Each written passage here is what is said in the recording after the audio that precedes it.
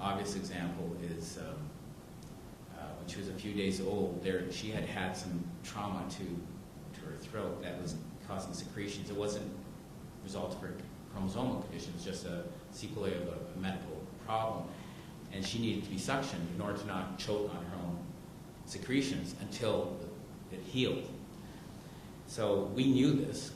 Again, my wife's a physician, and I'm well enough versed in the medical field that I could understand what was going on. And we knew that this monitor was basically keeping her alive. It was an O2 sat monitor, and when it would ring, the alarm would go off. It meant, okay, the secretions are building up, you suction, and then the sats go up, and she's fine. And it was almost like clockwork. It would build up about every 90 minutes or so.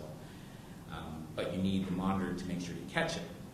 So when she remained alive longer than they expected, they invited us to move from this regular hospital neonatology room of 6 beds, I think it was, to a private room with a couch, and you could sleep there right beside the baby, very private. It was an excellent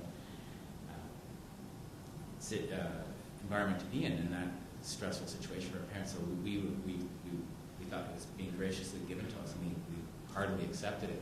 We moved into the room. They moved Katya into the room in her isolette, and the monitor was missing.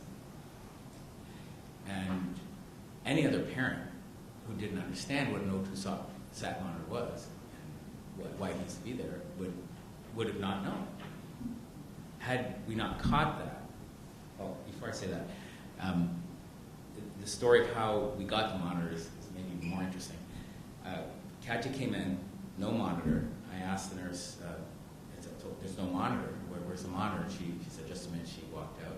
She came back. There's no monitor in this room. Which was bizarre. That was keeping her alive. And I said, well, she'll die without the monitor. And so she said, just a minute. She leaves. Either you go back to the other room, or there's no monitor. If you want the monitor, there's no monitor in this room. And so I said, fine, we'll bring Katya back to the other room. It was just a bizarre dynamic.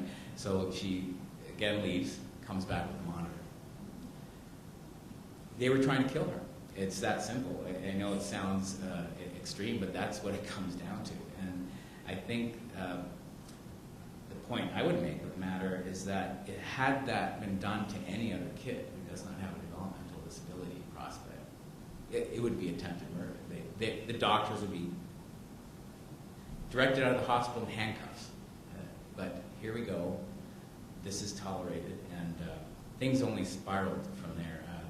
I was told 7 minutes. I didn't have a proper script, so yeah, I think I'm well over it. But there are many other examples. But just to summarize, Katya would have died that night.